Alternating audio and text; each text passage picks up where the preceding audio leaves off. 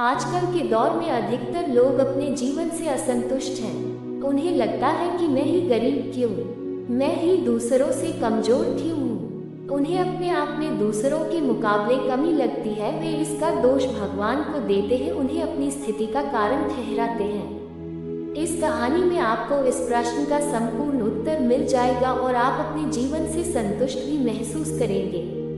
भगवान गौतम बुद्ध की प्रेरक कहानी बहुत समय पहले की बात है। एक गांव में धर्म उपदेश देने के लिए लगे हुए शिविर में भगवान गौतम बुद्ध पहुंचे।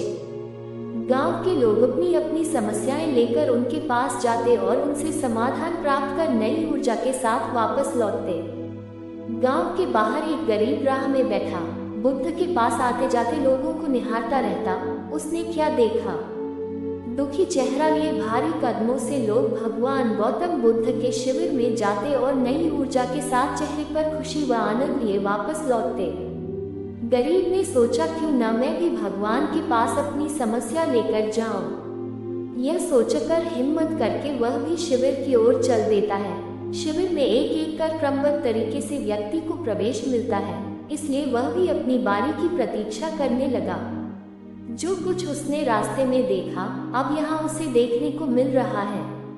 लोग एक एक कर अपनी समस्याएं बता रहे थे। भगवान गौतम बुद्ध चुपचाप शांति से सबकी समस्या सुनते और जवाब देते। उसकी भी बारी आई। उसने भगवान गौतम बुद्ध को प्रणाम किया और बोला, मैं ही गरीब क्यों? भगवान गौतम बुद्ध मुस्कुराए और बोले, तुमने कभी किसी को दिया ही नहीं, इसलिए गरीब हो।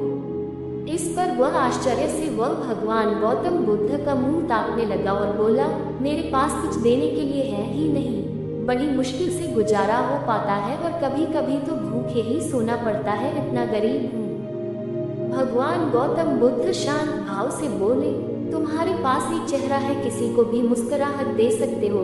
तुम्हारे पास मुंह है, किसी को भी प्रशंसा भरे कुछ शब्द दे सकते हो। जो हाथ तुम्हारे पास है, किसी की भी मदद कर सकते हो। दरअसल जिसके पास में ये तीन चीजें हैं, वह भला कैसे गरीब हो सकता है? गरीबी का भाव मन में होता है, मन से यह भ्रम निकाल दो। लोगों को देते जाओ, गरीबी अपने आप ही दूर हो जाएगी। यह बातें सुनकर उस गरीब का चेहरा दमक उठा। उसे अपने प्रश्न का उत्तर मिल चुका है। अब उसके मन से गरीबी का भाव दूर हो गया। इस शिक्षा को जीवन में उतार कर कुछ ही दिनों में उसका जीवन भी खुशियों से भर गया। जीवन की सीख। मंदिर में भी लोग जाते हैं तो कुछ न कुछ मांगते रहते हैं और जीवन भर घुट घुट कर रो रो कर समय बिता देते हैं। वे ईश्वर की कृपाओं को कभी कम समझे ही नहीं, जीवन की महत्वता को कभी जाना ही नहीं। इस पर कबीर दास जी ने बहुत बेहतरीन दोहे कहे हैं, आइए पढ़ते हैं और समझते हैं। सबके पल्ले लाल है, सभी साहूकार, गांठ खोर परखा नहीं, या विधि रहा कंगाल। यानी सभी के पास ज्ञान है, जो कि ईश्वर की अनमोल देन है, जिसे हम कभी जानने समझने की कोशिश ही नहीं की, इसलिए हम सुख का आनंद नहीं ले पाते। मित्रों, मनुष्य जीवन एक अनमोल अवसर है और विधाता की असीम कृपा का तोहफा है। हमारा सर्वप्रथम यह कर्तव्य होता है कि हम उस परम परमेश्वर की इनायतों को समझें, ईश्वर की कृपा को जानने की कोशिश करें। और इसका सबसे आसान तरीका है खुद को समझना। हमारा अस्तित्व क्या है, हमारा लक्ष्य क्या है, हमारे क्या कर्म अच्छे कार्य हैं, आदि आदि।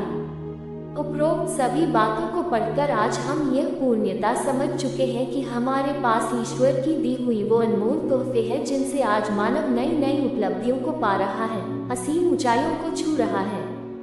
बस जरूरत है तो सही मार्गदर्शन की, जो कि आज से मैं इन बातों को अपने जीवन में उतारने की कोशिश कर दी है। आपको बस यह करना है, 1. हर रोज अपनी एक कमी को दूर करो, चाहे वह आपका गुस्सा हो या फिर नकारात्मक सोच। 2. जब भी कुछ सोचो तो अच्छा सोचो। 3. अगर कुछ करना का सोचा है तो तब तक उसके पीछे लगे रहो जब तक कि वह काम हो नहीं जाता।